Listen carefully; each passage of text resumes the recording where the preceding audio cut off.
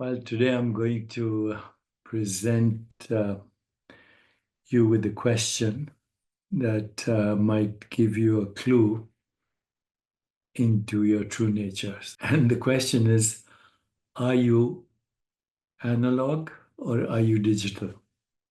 Seems like a banal question, or actually a stupid question, but let's unpack the possibilities here with this question.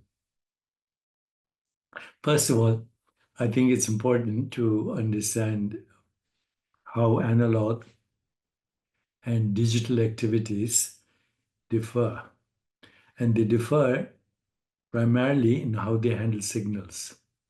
Analog signals are continuous and can represent a range of values akin to a smooth wave, while digital signals are discrete, representing information in binary form, zeros and ones, similar to a series of steps. Okay, so that's pretty simple, I think, to understand. And we can also explore some examples of both analog technology and digital technology. Right now, digital technology is, of course, much more prevalent. So examples of analog technology include vinyl records. You remember them? They store sound waves as physical grooves. Cassette tapes. You remember them? They capture audio in continuous magnetic patterns. Analog clocks. They use hands to continuously represent time. Then, of course, AM and FM radios that transmit audio signals as continuous waves. And thermometers, traditional mercury thermometers, show temperature as a continuous scale. So now what about digital technology? So here are some examples of digital technology. CDs and DVDs. They store data as binary codes, ones and zeros. Digital clocks display time in discrete increments. Smartphones they operate using digital signals for communication and processing. Computers, they use binary codes for all data processing. And of course, these days, digital cameras like the one on my iPhone, capturing images as pixel data, converting light into digital information. Okay, so now back to my question. Are you digital or are you analog? First of all, can we kind of make an analogy between wave-particle duality and relate it to the concept of analog signals and digital signals? So as you know, wave-particle duality illustrates that quantum entities like photons and electrons exhibit both wave-like and particle-like properties, depending on the experimental context. And this concept can be metaphorically linked to analog and digital signals. Analog signals are continuous and can represent a range of values like waves, while digital signals are discrete, representing information in binary form, like particles, with distinct values. So just as quantum objects cannot be fully described as only waves or particles, signals cannot be strictly categorized as purely analog or digital. They represent different modes of information representation. So now, another deeper unpacking. Can we posit or theorize that reality is wave-like and perception is particle-like? Fundamental reality is wave-like, and then perception is particle-like, like a snapshot of the wave. In other words, perception is discrete but does not represent the infinite possibilities of experience. It's a snapshot. So, this actually question looks at the underlying nature of existence. Is existence continuous and filled with infinite possibilities, akin to waves? Is it? Well, we'll come to that. Human perception, which interprets this fundamental reality, is obviously discrete and limited, capturing only specific experiences at any moment. So the analogy I'm sharing with you aligns with the wave-particle duality in quantum mechanics, where entities exhibit both wave-like and particle-like characteristics dependent on observation. That's while reality may encompass all potentialities as a wave, you know, Schrodinger's wave, Hartmann. Our perception can only grasp a fraction of these possibilities at any given time. Okay, now look at your body.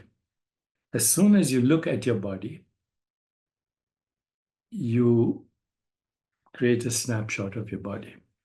Okay, then you look away and you look again, you create another snapshot. In other words, every look, every perceptual snapshot gives us a discrete appearance of the universe and of matter and of the physical body, a discrete appearance. But we know that the discrete appearance is an illusion.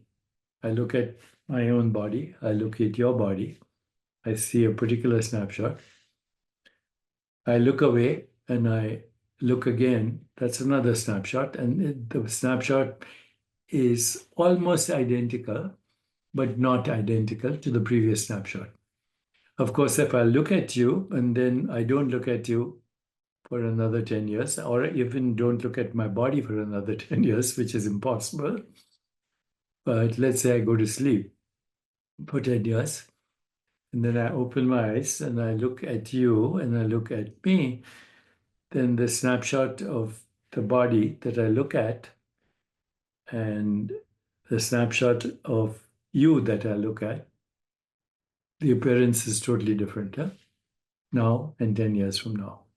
So, which body is real? Is this body real? Or the body I saw 10 years ago real? Or the body I'll see 10 years from now, or all the way to dusty death? Which one is real? And the answer is none of them. And also, who's looking? Who or what is looking?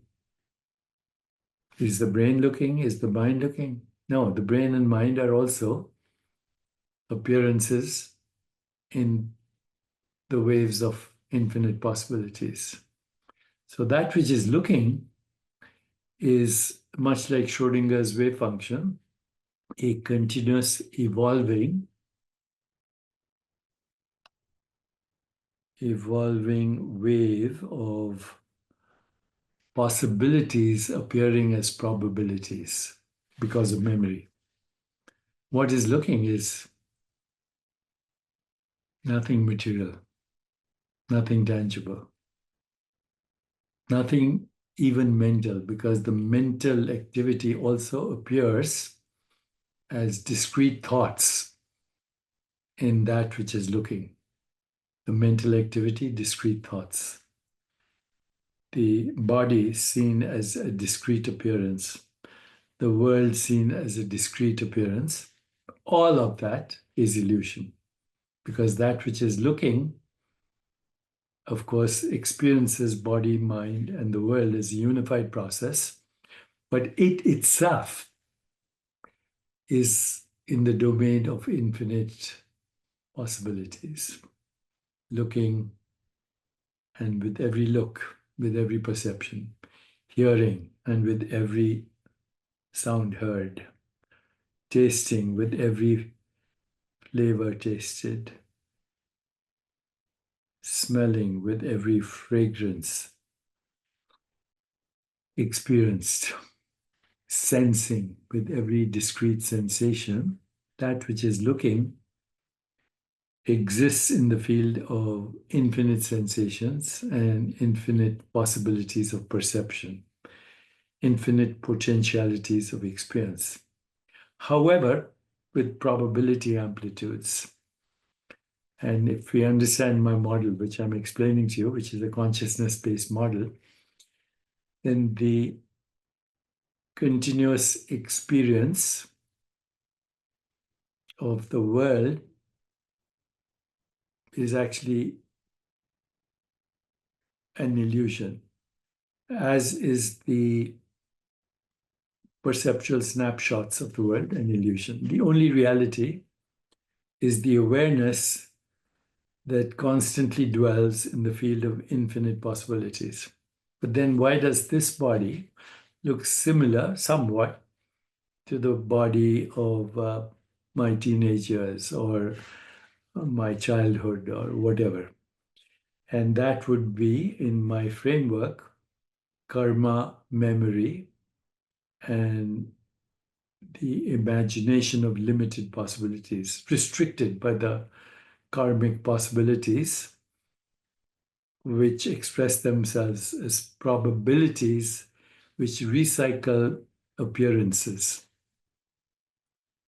But if I could transcend karma by dwelling in pure consciousness, then theoretically I could create the appearance of new bodies and new minds and new scenarios of the world, all as a unified process. And I think that is what death is. Death is the exhaustion of karmic possibilities, and then the resurrection of a new identity as what we might call rebirth.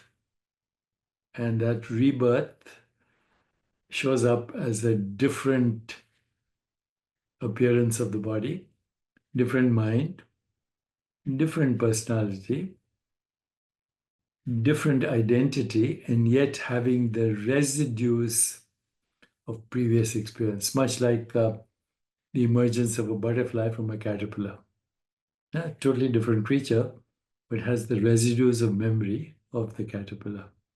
So with each death, we recycle karmically as potentialities of experience influenced by karmic experience.